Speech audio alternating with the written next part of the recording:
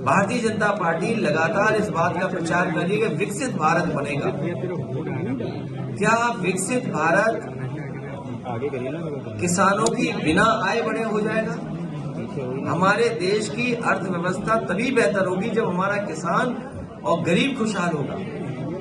BJP के लोगों ने कहा कि किसान की आय दोगुनी करेंगे, लेकिन आज दिल्ली के 10 साल पूरे हो गए हैं और उत्तर प्रदेश की सरकार के लगभग 7 साल पूरे हो जाएंगे, लेकिन किसान की आय दोगुनी नहीं हुई है।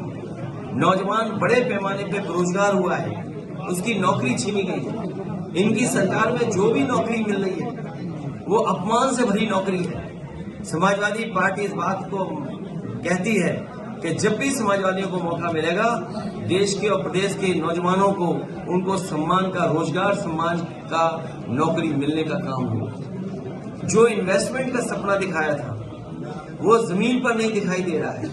40 लाख करोड़ का सपना दिखाया, एमओयू साइन हुए, अब तो दूसरे प्रदेश के लोग भी एमओयू कराने लगे हैं। हाल ही में तमिलनाडु में देश के प्रधानमंत्री गए, देश के बड़े उद्योग मंत्री गए, वहां भी एमओयू हो गए। अब सोचने की बात यह कि क्या उत्तर प्रदेश में जो एमओयू किए थे वो जमीन पे आ रहे हैं? और जिन इंडस्ट्रियल पॉलिसी के तहत इन्होंने इन्वेस्टमेंट मांगने के काम किया था, क्या उन इंडस्ट्रियल पॉलिसी के तहत योजनाएं जमीन पर पहुंची हैं? क्या उनको इंसेंटिव दिए गए हैं? जब बजट में इंसेंटिव का पैसा नहीं था या इंसेंटिव के लिए कोई बजट नहीं था, तो फिर इन्वेस्टमेंट क्या आया है? कानून व्यवस्था पूरी ध्वस्त हो चुकी है और उत्तर प्रदेश ने ऐसी लूट कभी नहीं देखी होगी। हर स्तर पर लूट है, चाहे वो थाने हो, चाहे वो तहसील हो या कोई विकास कार्य हो रहा हो। इतनी लूट उत्तर प्रदेश ने कभी नहीं देखी जो भारतीय जनता पार्टी की सरकार में हो रही है। इतना भेदभाव, इतना अपमानित करने का माहौल, कोई सुनवाई किसी की नहीं है। इसलिए आने वाले समय में ये हम सब लोग मिलकर के भारतीय जनता पार्टी को सबक सिखाने का काम करेंगे। अपने साथियों से ये कहा है कि जितना उन्हें वोट पहले मिला था उससे बढ़ चढ़ करके इस बार समाजवादी पार्टी के जो भी प्रत्याशी हो उनकी मदद करें, उनको ज्यादा वोट दिलाएं।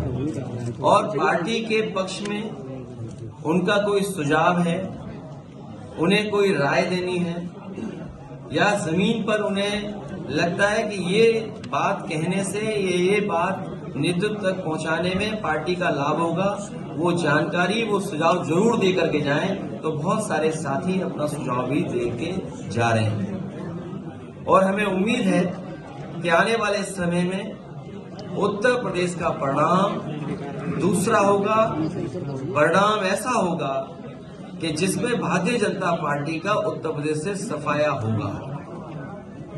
ये उत्तर प्रदेश में समाजवादियों ने मेट्रो हर शहर में दी।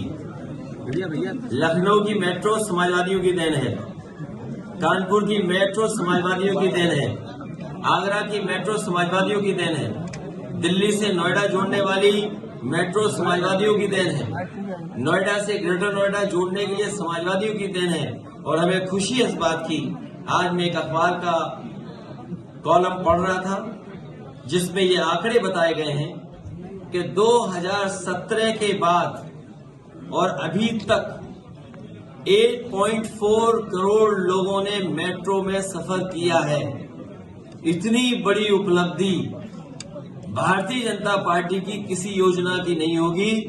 जो लखनऊ में समाजवादी पार्टी की सरकार में बनी थी मेट्रो, उसकी उपलब्धि दिखाई दे रही है। और मैं तो कहूंगा देर आए दुरुस्त आए। अब सरकार ने फैसला लिया है कि अगले फेज की भी मेट्रो बनेगी। न केवल मेट्रो बल्कि उत्तर प्रदेश में जो आज बिजली मिल रही है वो भी समाजवादियों की देन है। निवेली लिग्नाइट जो बड़ा प्लांट बन रहा है बिजली का, वो समाजवादी पार्टी की देन है। ललितपुर में 3x660 super critical thermal plant जो लगा है प्राइवेट, वो समाजवादियों की देन है। कानपुर में पनकी में जो 1x660 super critical thermal plant लगने जा रहा है वो समाजवादियों की देन है।